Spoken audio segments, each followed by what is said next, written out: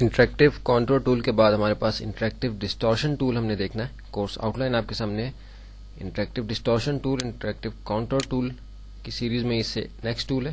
اس کو اپلائی کرنے سے پہلے ہم سلیکٹ کر لیتے ہیں تاکہ ہمارے ٹول بار پہ اپیئر ہو جائے. لیکن پہلے ہم یہاں ایک شیپ بناتے ہیں تاکہ اس کو ہم اپلائی کر کے دیکھ سکیں کہ کس طریقے سے کام کرے گا.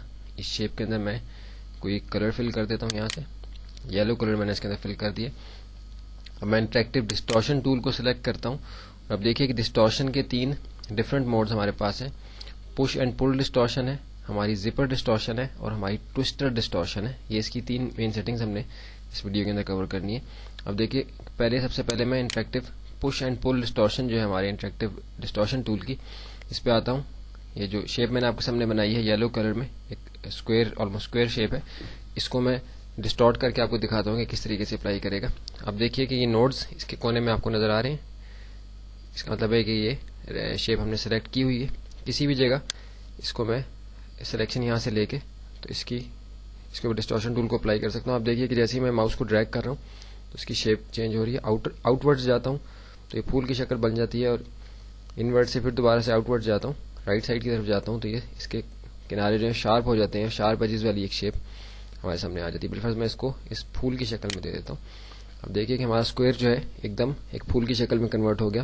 سینٹر پوائنٹ سے اگر میں اس کو موو کروں گا, اس کی سیٹنگ کو چینج کروں گا تو ایسے اس کا آپ اینگل جو ہے اپنی شیپ کا چینج کر سکتے ہیں. انٹریکٹیو ڈسٹورشن ٹول کہ ہم نے پش اینڈ پل جو ڈسٹورشن موڈ تھا اس کو ہم نے اس پہ اپلائی کیا. کنٹرول زیڈ سے ہم دوبارہ اپنی شیپ پر واپس آ جاتے ہیں. ابھی میں زپر ڈسٹورشن جو ہے اس کو یہاں سے اپلائی کرتا ہوں. انٹریکٹیو ڈسٹورشن ٹول ہم نے سلیکٹ کیا ہوا ہے, اور ہمارے آپشن بار کے اوپر ڈسٹورشن موڈز ہیں اس کو ہم یہاں سے اس پہ اپلائی کر کے دیکھ رہے ہیں کہ کیا فرق پڑتا ہے.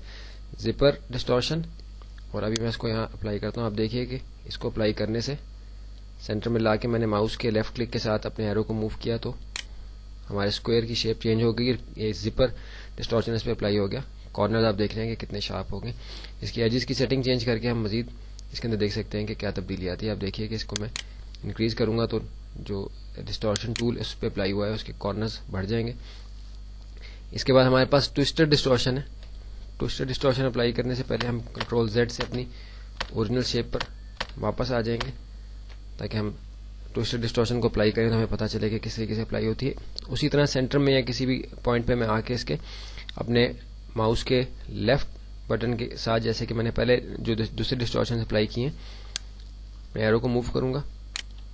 یہ زپر ڈسٹورشن ہی دوبارہ اپلائی ہو گیا. ہم نے ٹوسٹ ڈسٹورشن اپلائی کرنا ہے تو اس کے لیے ہم ٹوسٹ ڈسٹورشن کو سلیکٹ کر کے اپنے ایرو کو موو کریں گے. اب دیکھیے کہ میں اس کو یہاں سے سرکل میں گھماؤں گا تو آپ دیکھیے کہ یہ میرے اسکوئر کی شیپ جو ہے یہ ٹوسٹر ٹائپ ہوگی, ٹوسٹ کر رہا ہے. یہ آپ دیکھیے کہ ٹوسٹر ڈسٹورشن ہے. یہ جیسے ہی میں ماؤس کے بٹن کو ریلیز کروں گا تو پرماننٹلی میری شیپ جو ہے وہ ایک ٹوسٹڈ شیپ کے اندر کنورٹ ہو گئی ہے. تو یہ ہمارا ڈسٹورشن ٹول تھا, اس کو ہم نے دیکھا.